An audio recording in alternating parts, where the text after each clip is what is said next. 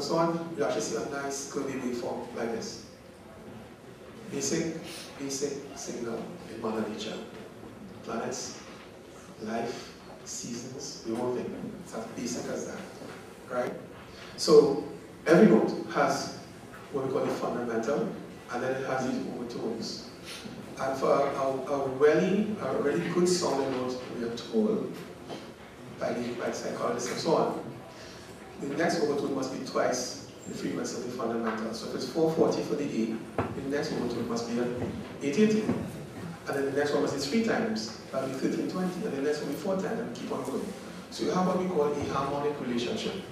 I spoke about school, right? So everybody here know about Pythagoras?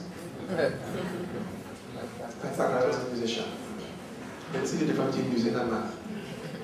Did not. When you go to school, you did math, music, and you did, I think, astronomy, something like that. There were 3 things you had to do. You couldn't come out with anyone who was missing. And you know what too? You know what he found out about music? He was hearing, what's this guy who make horseshoes again, what do you call him? A blacksmith. They were working in the shop, 3 of them. So you hear this noise, ping, ping, ping, ping, ping, and they want to know where these tones coming from. If you give him a little bit of chance again, he'll invent the pattern. So he would start with steel, right? And there's something called the Pythagoras scale of music. It's still used in some circles, esoteric choirs and so on. Yes, he had a scale. The white keys on the piano come from Pythagoras. His basic scale. Alright? Okay, use that in school. Alright, here's what's happening. You have to have this structure on a musical note for it to sound well, nice, pleasing. So here's the structure for one of our G sopranos. My children didn't like this when I showed it because I said, oh, this is called that, you know. Alright? This is the outer ring, which is this ring out here of notes. And you'll see that, well, if you assume the fundamental is here, that's like the 440, the basic one. This will be the octave, or the first partial. It's supposed to be twice, that's why it's labeled 2 on the side. This will be the third partial, fourth, etc. Now, these dots show you for the notes where they are relative to these lines. They're supposed to be dead on these lines. They're pretty close for the first 2 or 3 partials on the outer ring. As you progressively move inside, you see it gets worse. When you reach the inner notes, well, where it comes from. There's not my tune, this is every single tenor band you find, you're going to find this happening. Right? Now mind you, music is a funny thing, and you could learn to like what we call dissonance. You could learn to like it, it's amazing. But you know what scientists have told us? They said, look at a baby. A baby screams when it hears dissonance. But when you put those notes in partial alignment, it's at rest. So naturally inside you, you yearn for something that's lined up on these lines. So this is problem number 1 that we're working feverishly on. And we think a large part of the problem has to do with precision and shaping the note because of the question. I use Cork as an example, right? That's roughly the size of my tuner's hammer when he's doing fine tuning. So think of it, think of trying to tune a note that is like the size of my hand on the outside outer notes, and as small as this on the inner notes. Precision's gone. Right? That's one. And then there's a whole interaction that takes place with the support web on the panel. You can't put an instrument from one sheet of metal. And every time you hit a note, the whole metal is being pulled. You don't see it. We see it in the lab. It's being pulled. And each part of the metal will vibrate in its own way. So you get all kinds of crazy interactions. When you get to those inner notes, ask any tuner, ask any player, touch those inner notes. They're as hard as the material around it. They're almost like it. So when you hit it, you actually like hitting the whole pan. It's too hard. Same thing happens by the pianos. Right, you go to scale, and I finally hear some notes on the end. Ping, ping, ping, I could hardly use. Alright? I could use one matter player, right? Trinidad, right? So you could do it, right? So you reach up there and you look at the strings on the piano, they're like A sharp. And they're tense. They're tense. They're actually holding on the structure. And when you hit those notes, the whole structure is moving too. You don't get clean notes. They have the same problem. Alright? So that's what's happening with it, we think. But we think that we can improve it significantly. And I can't tell you that one. Right? The second problem. Yet.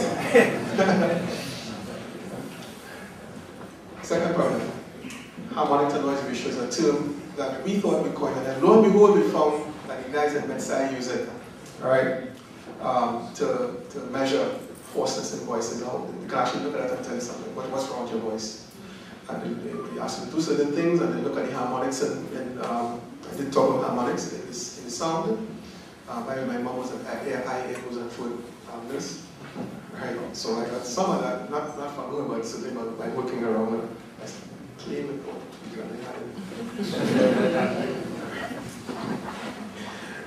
Anyway, so same thing is on this. You want the harmonic structure, you hit it, and this is a very funny graph that I have to be careful explaining because I know that they're not technical to do it. This is what we call a spectrum, and it shouldn't be non-technical. If you play with Windows and you're into the music and you know the Windows media player, you would see this, right? The bars and waves is the same thing. You do the same processing we have. It's amazing, all right? In fact, we've done some crude measurements using Windows media players. Yes. All right. This is a C4 note. I think a C6. I can't remember. Let's show this now. A C4 note on a tenor pad. All these spikes are not supposed to be there. Only about 4 or 5 spikes are supposed to be there. Everything else you see on this is noise. Everything else there is noise. And so we said, okay, one of the things we don't do is just put measure. Let's put a measure on this. We looked around and we found this thing called the HNR. Right, sounds like a political party, right? Harmonic to noise ratio. And we find that it's not the best measure. And I spoke to my development engineer, Randall here. Good shy. All right, yeah, see shy, now in back. All right. And he told me that we improved on the measure, but we get the same result. So what we do is we take all the partials and we measure how strong they are, and we basically sum them up. And then we look at the spikes that come from the noise, and we add them up. Right? Add up the energies. That's what we're supposed to do. Then we take the ratio of the two, and engineers like to use this thing called a decibel. Right? That tells us how relatively strong they are. And what we found out is down at the bottom. Yeah, pad noise. A lot of people say that. Right? But we have the measure.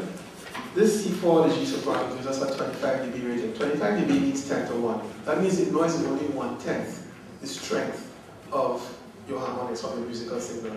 That for the human ear is not tolerable. When you go for a xylophone, you have a xylophone in the lab. It's Sam Randall's. It's 67 dB. That's more like 1,000 to 1. And in fact, that's the spectrum for the xylophone. It's much cleaner, right? Look at that. Pan, xylophone, same note. Pan, xylophone. I spoke to Ray Holman 2 nights ago. I was on a radio program. Oh my gosh, radio program and I'm not doing it. Really hard shift. And he told me, he said, boy, he shook my hand and said, you know, I've been kind of reserved on the G plans, but I know them at phase 2. And I said, at last, I have a clean instrument. And I'm not sure if I told you that, Jessa, right? Or if I told you that, Richard, Terry. He said, at last, I have a clean instrument. So the noise level is so low, I can actually hear music. It's one of our foremost composers, and I hope he doesn't mind me quoting him, all right, on this. That's what we were trying to do.